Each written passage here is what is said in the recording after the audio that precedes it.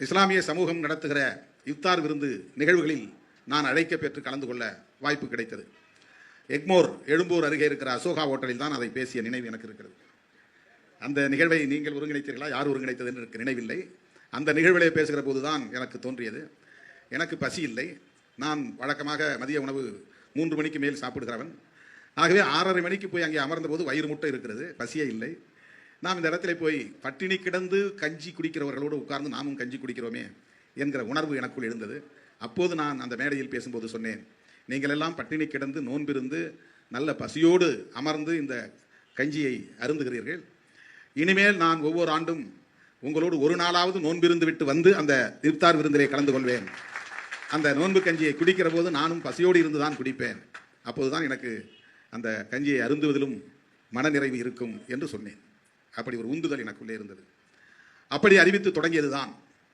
கட்சியிலே இருக்கிற தோழர்கள் ஒரு நாள் போதாது, ஒரு நாள் சகர் முகமது யூசுப் வீட்டுக்கு போனால் இன்னொரு நாள் சகர் ரஹ்மான் வீட்டுக்கோ, சாகர் நம்முடைய ஆலூர் ஷானவாஸ் வீட்டுக்கோ, முத்து முகமது வீட்டுக்கோ அல்லது முபாரக் வீட்டுக்கோ வர வேண்டும் என்று அவர்கள் அழுத்தம் கொடுக்க அந்த ஒரு நாள் என்பது 3 நாள் ஆனது, 3 நாள் என்பது 5 நாள் ஆனது. அப்படித்தான் இது 21 ஆண்டுகளாக கடந்து வந்திருக்கிறது. நமது இயக்கத்திலே இருக்கிற இஸ்லாமிய தோழர்களின் உணர்வுகளை மதிப்பது என்பதுதான் அங்கே அடிக்கோடிட வேண்டிய செய்தி. இதில் வேற எந்த உள்நோக்கமும் இல்லை.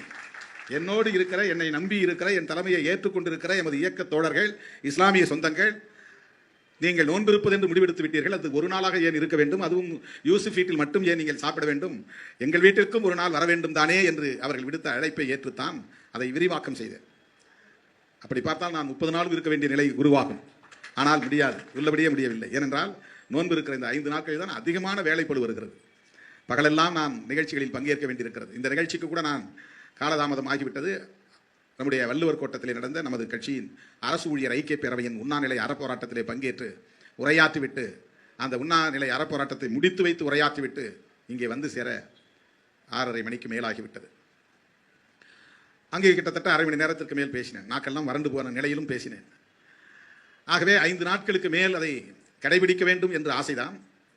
உங்களோடு அதிகாலை வேளையிலும் உங்களோடு மாலை இந்த இஃப்தார் நிகழ்வுகளிலும் பங்கேற்பதில் எனக்கு மிக பெரும் அளவிலே மகிழ்ச்சியை தருகிறது.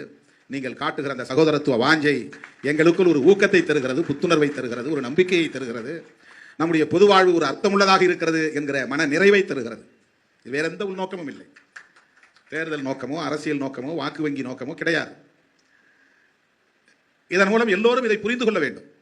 இஸ்லாமியர் அல்லாதவர்களும் கூட இஸ்லாத்தில் நடைமுறையில் இருக்கிற இந்த சகோதரத்துவ வாஞ்சை இருக்கிறதே, அது வெகுவாக பரவ வேண்டும்.